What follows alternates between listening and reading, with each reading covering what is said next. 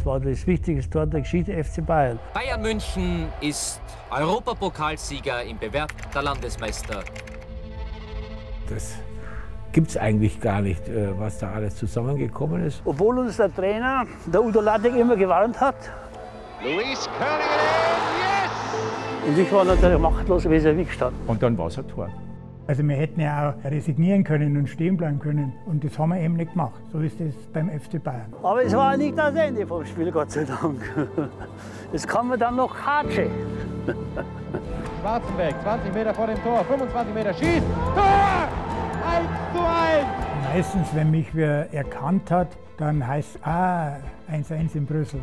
Ja, wir waren nicht vorbereitet auf ein Wiederholungsspiel. Jetzt liegen sie dumm! Nein, er macht sie alle fertig! Wir waren in der Kurve im Heißelstadion, hinter drum ist das Atomium. Und dann sind wir heimgefahren, die 500 Kilometer. Und dann, wo wir da zu Hause waren, haben wir dann richtig gefeiert. Na bitte, wer legt sich nach diesem Spiel ins Bett? Und die anderen haben wir dann alle im Park zusammengesucht, die unter den Bäumen geschlafen haben und geschnarcht haben. Ich fand, das war fast das perfekte Fußballspiel, was wir da gespielt haben. Und deswegen ist es für mich was ganz Besonderes.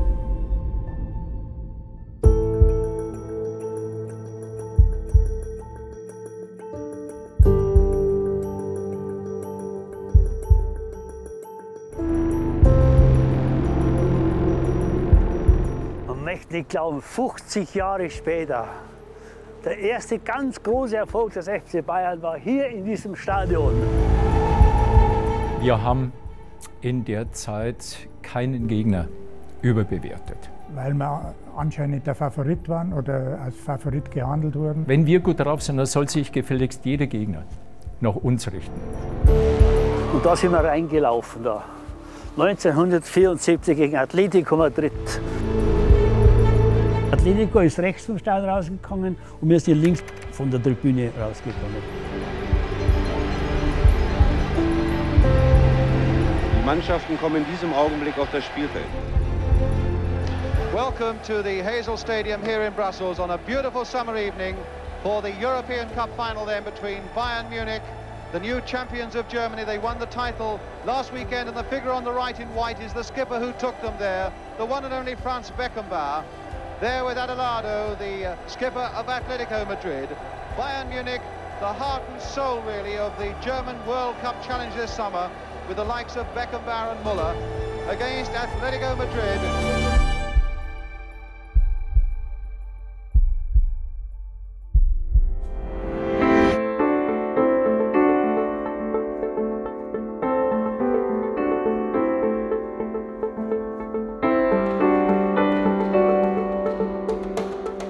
Das ist halt Wiederberg, oder? Ganz genau. Oder? Aha, ohne Brille sehe ich das sogar. Es war ein sehr schwieriges Spiel, die haben wir, glaube ich, ein bisschen zu leicht genommen. Wir hatten ja in München 3:1 gewonnen und nach kürzester Zeit stand es 3:0 für die. Da waren wir draußen. Und ich habe dann das 3:1 gemacht und dann haben wir Verlängerung gespielt, dann gab es ein Elfmeterschießen. Der Bernd Gersdorf hat den ersten verschossen. Ich habe dann meinen Gott sei Dank reingebracht und eigentlich waren wir da schon draußen. Ja, gegen Dresden, es ist immer so was gewesen. Wir haben immer das große Glück, kann man das sagen, dann gegen den anderen Verband zu spielen. Na gut, das war immer ein bisschen schwierig für uns. 4:3 zu Hause ist natürlich eine mittlere Katastrophe. Und dann sind wir da nach Dresden gefahren. Und dann haben wir trotzdem noch 3:2 hinten gelegen. Mit einem hervorragenden, überragenden Uli, der die, glaube ich, 2 Tore gemacht hat. Und Gerd Müller, wie immer, hat das 3:3 gemacht. Dadurch machen wir weiter. Und das ist, glaube ich, Sofia könnte das sein, Bulgarien, oder? Genau. Und da bin ich, glaube ich. Ja. Da haben wir, in Bulgarien haben wir, glaube ich, 2:1 verloren. ja gut, Hauptsache du kommst weiter, das ist klar. Das sind immer enge Spiele. Da müsste noch Ungarn-Spiel kommen. Gegen Újpest, Dózsa, glaube ich. Das habe ich nämlich heute in der Früh nochmal nachgelesen, weil sonst wüsste ich auch nicht mehr alles. Und dann, wie gesagt, Endspiel gegen Madrid in Brüssel. Zuschauer, die sich dermaßen erregen über ein Spiel, dass es an die Gesundheit geht. Wir haben natürlich 2, 3 wichtige Punkte, 2, 3 Momente, die vielleicht entscheidend sein können, vorausgedacht. Aragones haben wir gekannt, weil der ist auffällig geworden, weil er so eine komplizierten Freistöße schießt. Der Fußball in Spanien, in der Liga, ist nicht hart, der ist brutal, gnadenlos. Nur mit dieser Art zu spielen, sind die natürlich auch in die internationalen Spiele reingegangen. Die haben mehr so gespielt wie die Argentinier. Körpereinsatz und mit Kraft.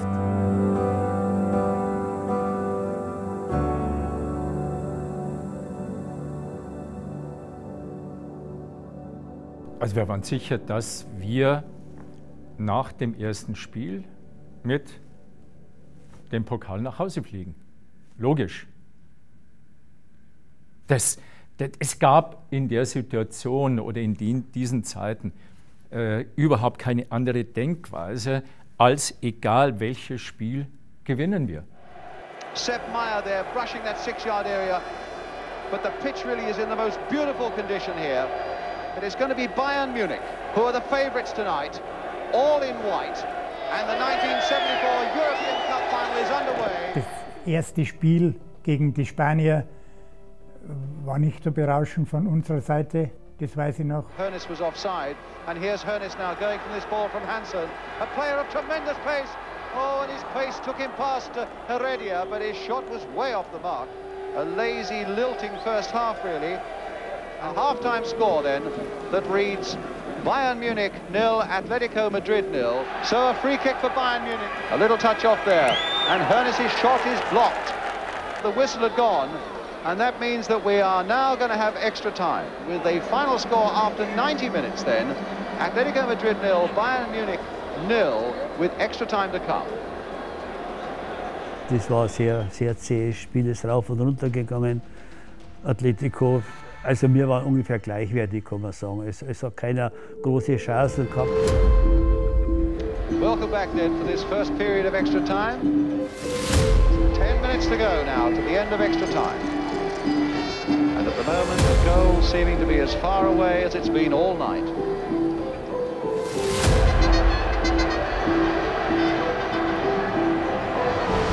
Obwohl uns der Trainer, der Udo Lattek, immer gewarnt hat. Und Luis Aragonés war so schlau, dass er in dem Moment, wo der Schiedsrichter den Ball bei ihm hinlegte, um dann anfing, die Schritte, die 9 Meter abzugehen, hat er den Ball genommen und hat ihn 1,5 Meter im Schnitt zurückgelegt. Das wussten wir. Aber glauben Sie, wir hätten in der Situation, wahrscheinlich waren wir geistig zu müde bereits, zu kaputt oder ja, schon zu unkonzentriert, glauben Sie, wir hätten daran gedacht? Pass auf den auf, wenn der Freistöße schießt, die sind sehr gefährlich. Der schießt von 10, schießt da 7 ins Tor. Da haben wir gedacht, na gut, warten wir mal. Gibt sowieso keinen. Aber wie es der Teufel haben will, hat es da, hier, in 115 oder kurz vor Schluss einen Freistoß gegeben, von hier. Beckera. And Hansen giving away the free kick right on the very edge of that area. Ich habe die Mauer gestellt gehabt. Ich habe ins lange Eck rüber, wo normal der Torhüter hingehört. Was it on the edge of the area? Was it inside? Yes, the challenge was made right on the edge of the area. Good refereeing decision again. Doesn't matter where he falls, the challenge was actually outside the area. Und dann hat er geschossen. Und unsere Spieler waren ja damals nicht so groß wie heute, sondern ein bisschen kleiner.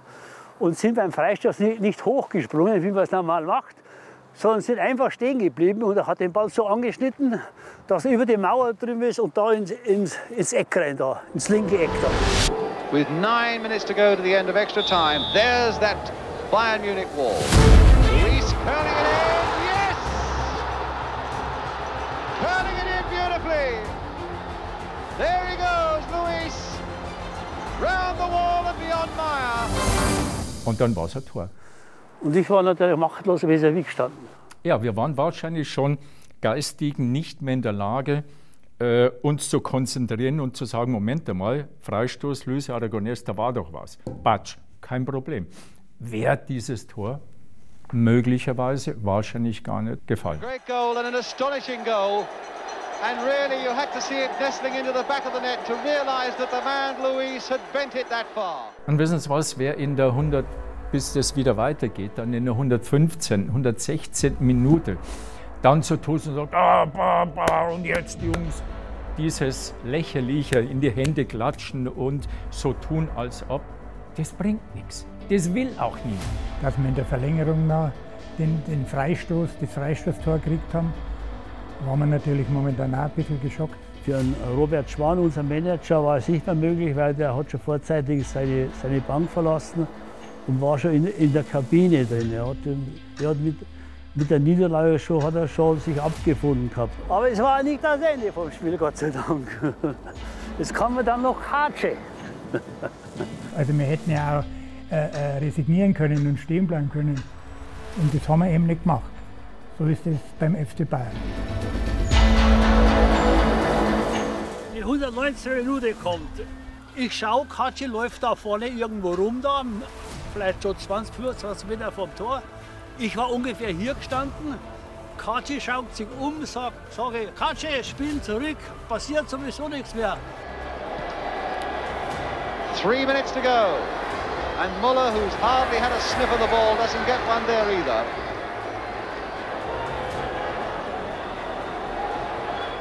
Der Franz kriegt einen Einwurf, spielt zu mir quer rüber, was eigentlich nicht immer seine Sache war, weil er hat immer gerne nach vorn gespielt. Und da war aber alles von unseren Spielern und von den Spaniern besetzt, auf gut Deutsch. Und dann habe ich Gott sei Dank nicht lange nachgedacht und habe das Richtige gemacht. Dass Katschi den Mut hatte, obwohl wir ja immer gesagt haben, du solltest nicht über die Mittellinie gehen, hat er es dann doch gemacht, ohne auf uns zu hören. Und Katschi hat, wenn er ihn schön getroffen hat, einen super Schuss gehabt. Und der ist vielleicht durch 6, 7 eigene Spieler und durch 6, 7 Spieler durch, inklusive Atletico Madrid Bayern-Spieler. Es hat mich auch Gott sei Dank kein Spanier angegriffen, der mich schnell einer angreift. Aber wie gesagt, das Einzige, was ich immer wieder sagen kann, ich habe in dem Moment nichts anderes an nichts gedacht, sondern einfach das gemacht, was in dem Moment richtig war, für mich richtig war. Und das hat gepasst. Bayern area, but I don't think that the referee will take too much notice of that. Schwarzenbeck with a shot, yes! And he has scored! He's got the equaliser, Schwarzenbeck! Here we are, Jackie. This is the sort of thing I've said was liable to happen from the Germans all the game. Someone coming from the back and in the middle, hitting a long ball like that. It was a tremendous shot, but I felt the goalkeeper might have done a bit better there. He seemed to go very, very late for that ball. Und vor allen Dingen aus einer unglaublichen Entfernung abgezogen. Und der Ball war drin. Und das gibt es eigentlich gar nicht, was da alles zusammengekommen ist. Der Gerd hat auch erst, glaube ich, geschaut. Und wie er umgedreht hat, er erst gemerkt, wie er sich umgedreht hat, der Ball drin. Und wir haben alle geschaut, hey, ist der drin oder ist er wirklich drin? Aber da haben sie alle gejubelt und ich habe den Ball, das Netz dann hinten zappeln sehen. Da haben wir da, oh doch, Tor 1-1, habe ich mich auch gefreut. And the Germans now showing what tremendous competitors they are. Das war das wichtigste Tor der Geschichte FC Bayern. Rainer, der Torwart von Atletico Madrid, ich weiß es von ihm, er hat 3 Jahre dann auch bei Atletico gespielt, die ich bei Real war. Er hat mir dann gesagt, er hatte vor dem Spiel einem Fotografen versprochen, wenn wir gewinnen, dann schenke ich dir meine Torwarthandschuhe. Zack, auf Wiederschauen. Und genauso hat er eben dann auch völlig geistesabwesend schon auf Katschis Schuss reagiert. Wenn man in einem Endspiel in der letzten Minute ein Tor schießt, noch dazu als Verteidiger, dann ist das was Spezielles. And there will have to be a replay, and that replay is on Friday.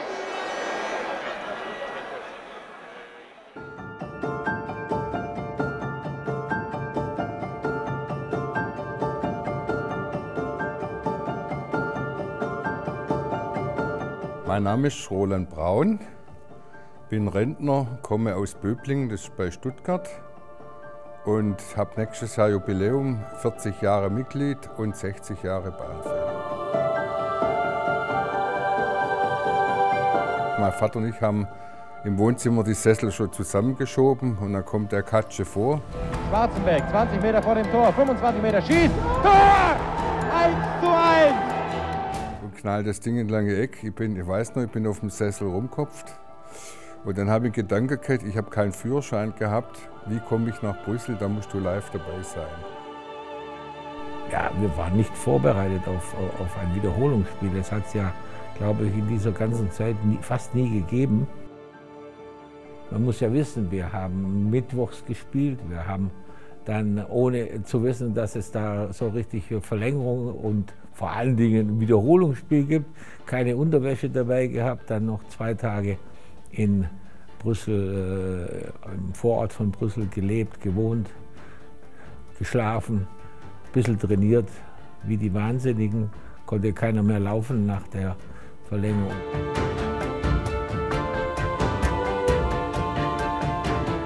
Aber wir haben uns dann aufs zweite Spiel gefreut, weil es war damals so, die Spanier, die haben so innerhalb 2 Tage nicht 2 so schwere Spiele, da waren sie dann konditionell nicht so gut drauf früher. Dann sind wir, und das ist auch interessant, in den 2 Tagen da von Mittwochabend oder Nacht bis Freitagabend ist die Mannschaft so richtig zusammengewachsen. Ja, das war so ein Jungbrunnen für uns alle, obwohl wir völlig kaputt waren. Ich kann mich noch entsinnen, wir haben am Donnerstag nach dem ersten Endspiel irgendwo auf so einem kleinen Fußballplatz außerhalb von Brüssel trainiert. Wenn Sie uns da gesehen hätten, hätte sie nicht gesagt, am nächsten Tag spielen die ein Endspiel. Ein Kumpel von mir, damals weiß ich noch, so ein Olympiarekord Coupé, da musste ich ja froh sein, dass der 500 Kilometer durchhält. Und er hat gesagt, du, egal was kommt, wir fahren da hoch vorm Stadion, gucken wir, dass wir Karten kriegen. Sind wir dann hoch mittags und tatsächlich, ich meine, 50 Mark damals für beide, Stehplatz war damals auch schon einiges, war mir aber egal.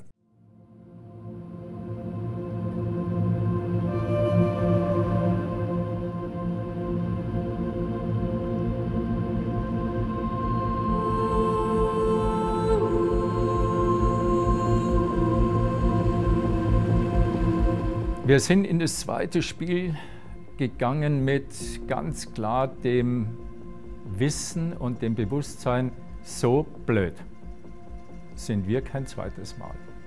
Und wir lassen uns auch kein zweites Mal das Spiel von Atletico aufzwängen. Wir machen die nieder. Wir marschieren von Anfang an, wir warten keine Sekunde. Ob die jetzt vielleicht was anderes machen könnten, das interessiert uns nicht. Wir gehen rein, marschieren und nach 90 Minuten ist alles erledigt. Ein fast sommerlicher Tag heute in Brüssel und im Hintergrund das Atomium, das neue Wahrzeichen von Brüssel seit der Weltausstellung in den 50er Jahren. Das Stadion heute nicht so gut gefüllt wie im ersten Spiel, aber das ist verständlich, denn man hat eben doch nicht mit einer Wiederholung gerechnet und die meisten Schlachtenbummler mussten zurück. Und das war der Beginn zur Entscheidung über den Europapokalsieger, der Landesmeister, denn heute muss und wird eine Entscheidung fallen. Ja, das erste Tor war ein langer Pass von Paul Breitner. Und ich war ja damals relativ schnell und habe eigentlich alle Gegner überlaufen. Und was eben interessanter oder auch glücklich war, dass ich dem Torwart von Atletico den Ball durch die Beine gespielt habe, zum 1:0. Und Breitner. Hoeneß, ganz frei und Tor! 1:0 durch die Beine von Torhüter Reina hindurch in der 28. Minute der ersten Spielhälfte. Weiter Pass von Breitner. Hoeneß stand nicht abseits. Heredia war schlecht postiert und der kräftige Antritt von Hoeneß lässt Heredia keine Chance. Und hier der Schuss ja genau durch die Beine von Reina durch.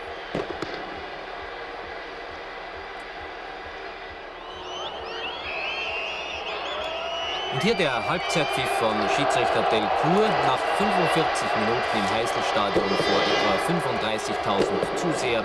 1:0 für Bayern München im Wiederholungsspiel des Europapokalfinales gegen Atletico Madrid. Wir waren in der Kurve in dem Heißelstadion, hinter drum ist das Atomium. Und da, ja, ich war groß, ich habe das ja gesehen und ich muss ehrlich sagen, also das Hoeneß war das 1:0 in der ersten Halbzeit. Und dann die Gerd Müller, den Lupfer und den oben Winkel rein, gigantisch, wir haben halt jubelt und gemacht. Müller und Tor, 2:0, Gerd Müller. Gerd Müller auf 2:0 nach Abspiel von Capellmann. Hier, Capellmann am Spanier vorbeigegangen, an Heredia. Jetzt hat er gewartet, bis Gerd Müller sich freigestellt hat. Müller nimmt den Ball an und aus schwerem, schrägen Winkel, aber mit einem Bombenschuss aus der Drehung heraus. Wieder einmal ein echtes Müller-Tor. Hoeneß.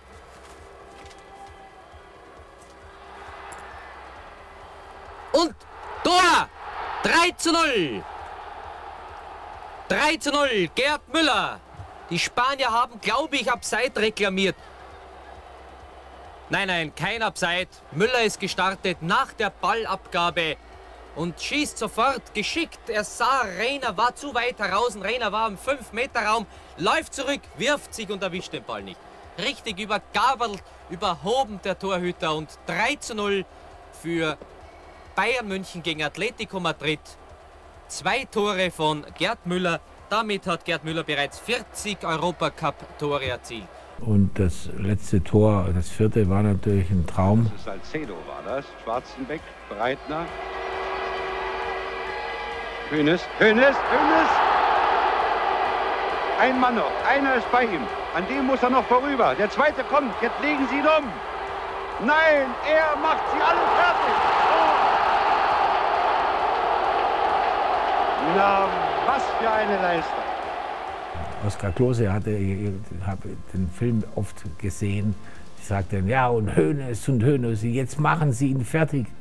Und ich war immer wieder, bin ich über das ausgestreckte Bein der anderen gesprungen. Und dann kam noch der Torwart raus. Das ist ja auch eher selten, sieht man heute eigentlich gar nicht mehr. Ich kann mich nicht entsinnen, dass jemand noch den Torwart ausspielt. Und deshalb war das so meine Spezialität. Wenn ich schon mal vor dem Torwart stand, habe ich immer versucht, den auszuspielen. Und das ist gelungen und dann war ein wunderschönes Tor. Hier haben wir es nochmal. Ich glaube, das werden die Fußballfreunde in Deutschland gar nicht oft genug sehen können. Jetzt hat er den Nerv, erstmal den ersten auszutricksen. Und jetzt kommt Eusebio, da ist er. Will heran, versucht alles, stolpert. Reina geschlagen und Hoeneß vollendet meisterlich. 4:0.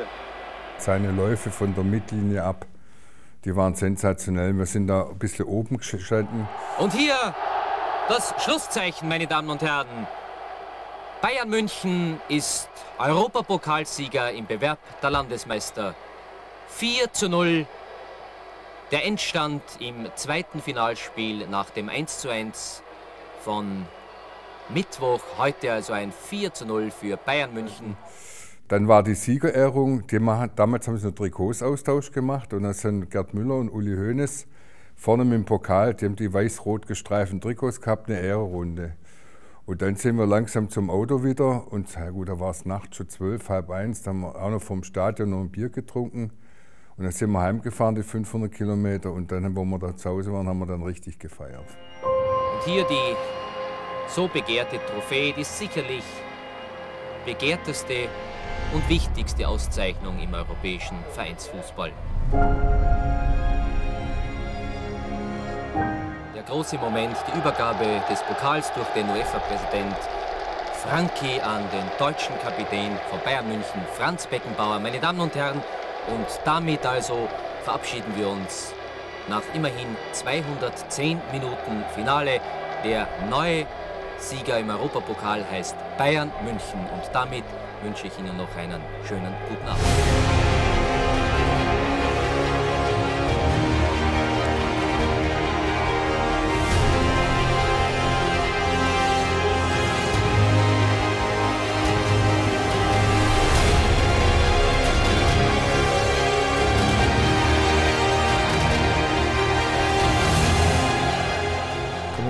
ich saß in der Kabine, dieser riesige Pokal vor mir, ich habe den in der Hand gehabt und damals habe ich mir gedacht, wenn man im Sport das Gefühl haben kann, glücklich zu sein, etwas Wahnsinniges erreicht zu haben und die Zeit anhalten wollte, das war der Moment, als ich diesen Pokal in der Hand hielt und so ein riesiges Spiel gemacht hatte.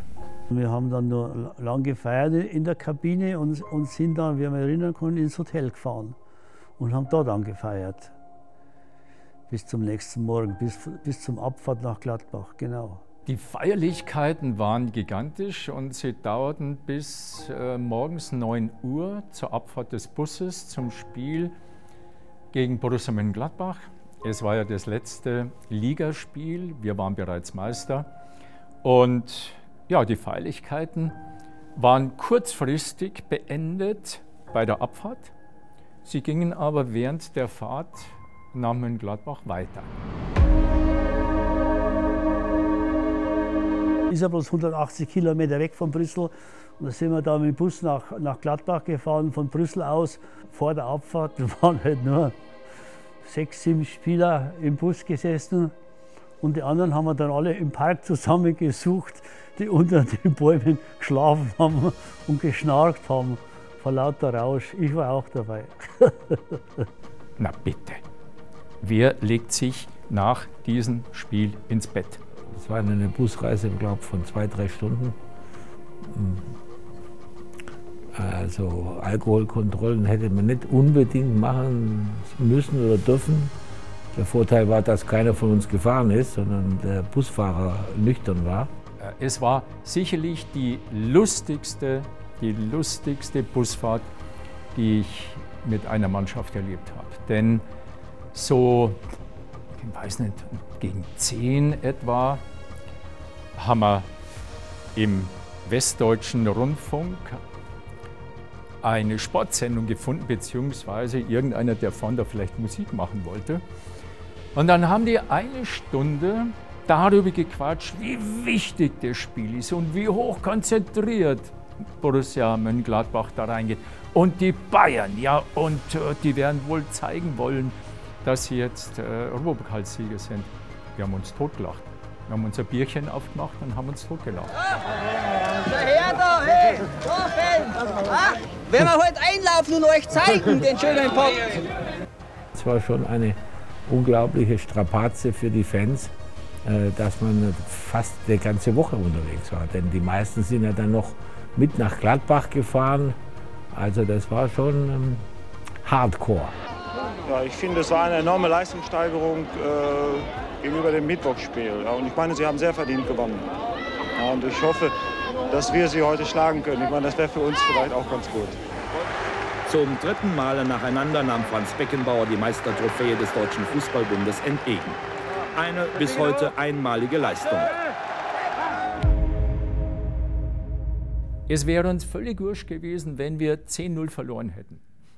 Es hätte nur nicht passieren dürfen, dass Jupp Heynckes mehr als 2 Tore schießt. Und das haben wir Gerd auch versprochen. Jupp Heynckes hatte 28 Tore und Gerd 30. Und wir haben gesagt, egal was passiert und egal, und wenn wir nach dem Spiel alle halbtot am Boden liegen, wir müssen erreicht haben und wir werden erreichen, dass Jupp Heynckes nur 2 Tore macht. Das sind wir Gerd schuldig. Und wir haben es geschafft.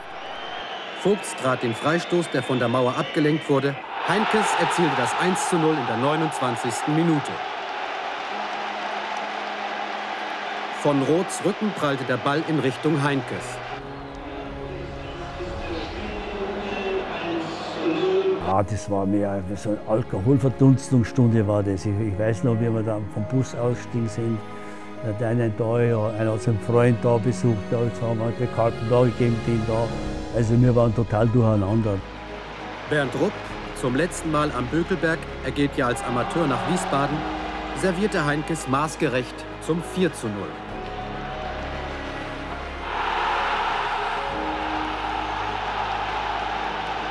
Der 30. Treffer des Nationallinksaußen, der damit Gerd Müller in der Torschützenliste erreicht.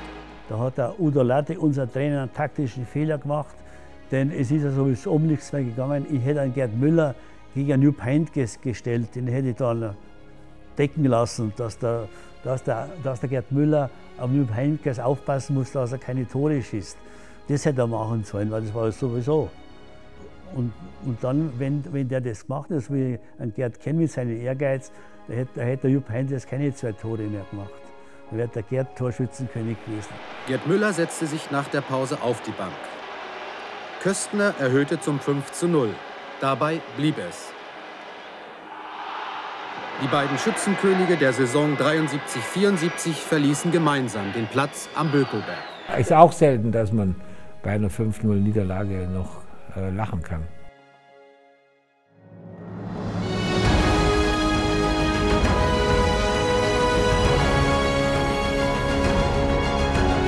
Meier, Schwarzenbeck, Hoeneß, Breitner, Beckenbauer, die haben innerhalb von 5 Jahren Welt- und Europameister und 3-mal Champions League. Und das ist die, die den Verein geprägt haben. Wenn ich einen nostalgischen Anfall habe, dann sehe ich mir das manchmal an und dann kommen halt die Erinnerungen wieder. Schwarzenbeck, 20 Meter vor dem Tor, 25 Meter, schießt, Tor! 1:1!